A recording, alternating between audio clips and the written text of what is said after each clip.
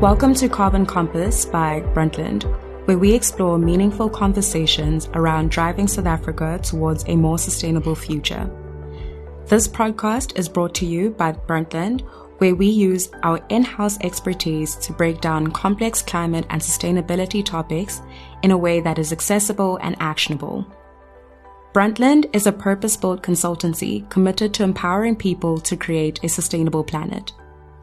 We help key stakeholders navigate these complexities of a carbon-constrained world while balancing the needs of today with the ability of future generations to meet their needs in a responsible and equitable manner.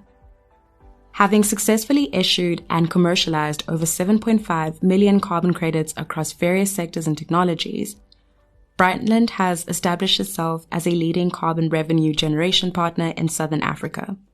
I'm Dumo Shezi, a sustainability consultant at Brundtland, and I will be your host for today's episode. I'm joined yet again by Jan-Willem Timmer, a principal consultant and our resident CBAM expert here at Brundtland. With over a decade of experience across economics, public policy, and climate change, Jan-Willem brings a deep understanding of global climate regulation.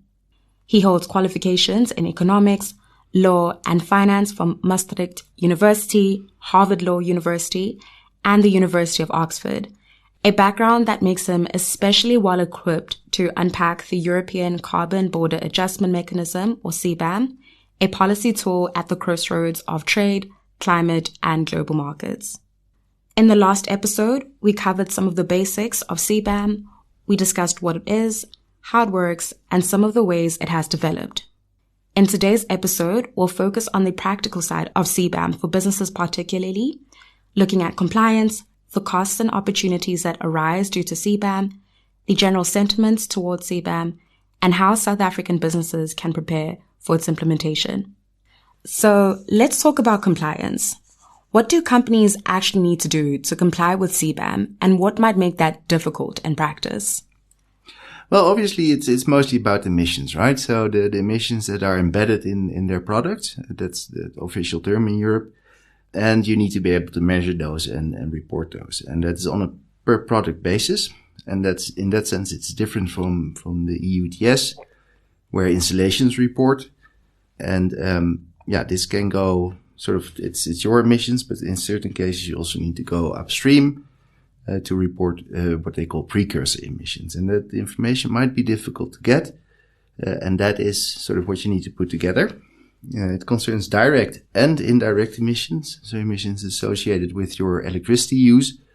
And this is what the importers, EU importers, of your product, your South African product, will require from you, or will ask you to deliver to them. And on that basis, the CBAM will be calculated and they will have to pay the levy. So in the South African context, do you think that companies that export to Europe are generally prepared for CBAM? In general, I don't think so. We, as Brundtland, we've assisted two quite large companies that export relevant products. But if you here in Europe and read the news in Europe and what the European Commission is reporting, then very few companies still report. So they had certain expectations of which companies would report, would put in their CBAM submission. And it's far below that still. And I think that still also reflects in South Africa, as we are still getting calls from companies to assist them, even though we are really on our way with the implementation, right? It's now July 2025. So it's been going on for a while. Interesting. And still keeping in mind the South African context, what might be some of the costs of preparing for CBAM for a company exporting to Europe? Well, you have to do it according to the European MRV rules. So, you need someone who's an expert in that probably, because you are unlikely to have that expertise in-house. But it's also important to realize that it doesn't stop just with reporting, right? So during the actual definitive phase, when companies have to start paying, they will also require the emissions to be verified independently. And it will, for example, also bring a cost. And what are some of the benefits or opportunities that exist for these companies? You can keep trading with Europe. So they will need to report this information to the Commission, and they will request it with you as sort of the producer. And if they don't provide it, then either they get quite heavy fines, which are really significant there, can go up to €100 per ton of CO2, or they will, now with the recently introduced rules, have to apply default factors. And these default factors, they will be punitive because they really want you to to incentivize you to report actual emissions, to get the accurate data in, and so not to use defaults. And to do that, they propose to put a markup on these defaults. That will make your CBAM cost higher and will make you less competitive in the EU. Thank you. I think you already touched on some of the consequences that might arise from not complying with CBAM. So I'll move on to the next question. So let's step back a bit. CBAM will affect not just areas outside of the EU, but also within the EU itself. What are the general sentiments to CBAM? Is it generally positive, or does it vary across all the trade partners to the EU? Can we unpack those, please?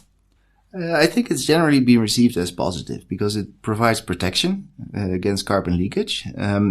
So in that sense, companies our EU installations are really in favor. But you can also hear that they don't think it goes far enough.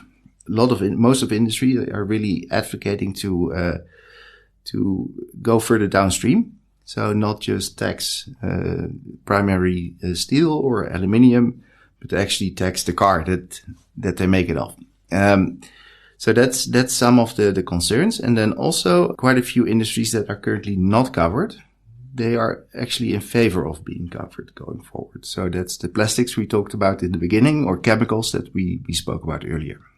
Now, if you look at the sentiment overseas, that's also important, right? So, for example, in South Africa, or in some of the other countries that are highly affected, then they, of course, are less happy because it's going to make them less competitive from a cost of carbon perspective. So South Africa really sees it, and that's also the official government sort of statement on this, as a protectionist measure. It's unilaterally imposed. And in that sense, they are very much against it. What other global changes do we expect to see going forward, either in response to CBAM or in tandem with its implementation? Now, that's an interesting question because apart from providing or creating a level playing field for European industry in terms of the ETS cost, one of the stated objectives of the CBAM was by the European Union is to sort of stimulate other countries also to start implementing their carbon pricing systems, so or actually raising the effectiveness thereof, because as we've seen, you're allowed to deduct these costs, right? So the idea is to stimulate that so that the revenue is not going to Brussels, but it stays in the country and in our case goes to SARS, for example. So that's one of the things, and there are already signs that is happening. So carbon pricing is increasing across the world and it's becoming more effective. And another effect is that in conjunction with this, you see other countries and regions now talking about introducing their own CBAMs.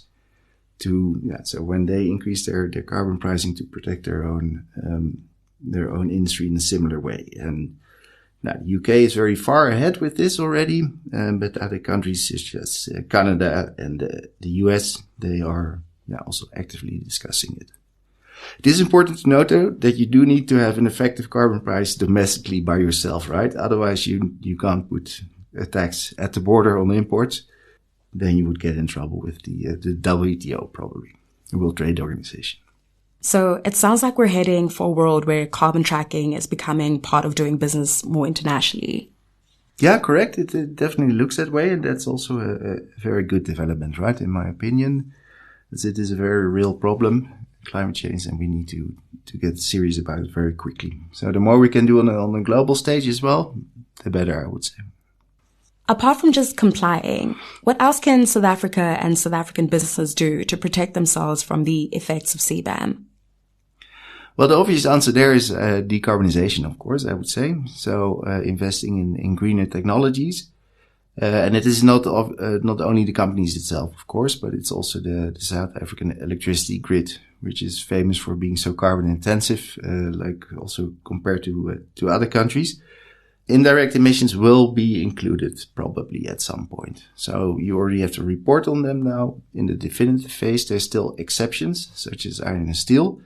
But at some point, these emissions will also be covered. And that's for good reason, right? Because the power sector in Europe has already been phased out from free allocation for a long time. So there's the full effective prices on that.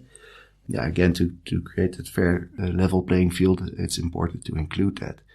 So I think that's the main reason, or the main solution, obviously, and that's what they want to stimulate. Other than that, even further strengthen the South African carbon tax. Yeah, again, you can deduct that. So these are some of the things, in addition to obviously reporting your emissions accurately to EU importers, and do that not on a default basis, but on actual emissions basis, and take it from there. Thank you. So to summarize some of the key insights that you brought forward in this episode, we've noted that CBAM compliance is complex but essential, especially for exporters to the EU, and that building robust MRV systems, gathering accurate emissions data, and staying ahead of policy changes can protect businesses from the financial and reputational risk that CBAM brings. Jan-Willem, are there any other takeaways that you'd like to leave with our listeners today? Yeah, as I said just now, report your emissions accurately when EU importers ask for it. There are going to be changes. They are going to review it at the end of this year, the EU Commission, and probably broaden the scope, both horizontally, so include more sectors, and vertically, so including a bigger part of the value chain, most likely downstream. And stay on top of developments, I would say. Thanks again to Jan-Willem for helping us unpack the practical realities of CBAM. And again, a big thank you to our listeners for tuning in to our CBAM series. As we have already noted, CBAM is still an evolving policy tool, and so be on the lookout for more of our thoughts on CBAM. In the second part of our discussion on CBAM, we explore the practicalities of CBAM implementation, especially for South African businesses, and how best to prepare, what's at stake, and some opportunities that may arise from CBAM. We've also discussed why CBAM has sparked strong reactions both within and outside of the EU. If you found today's episode useful, please consider leaving a review or sharing it with your network to help grow our community. You can also learn more about Brundtland's work at www.brundtland.co.za or follow our LinkedIn page. For business inquiries, reach out via email at info@brundtland.co.za or give us a call on 011 4477 892, and we'd love to hear from you. Thank you again for listening, and we'll see you next time on Carbon Compass.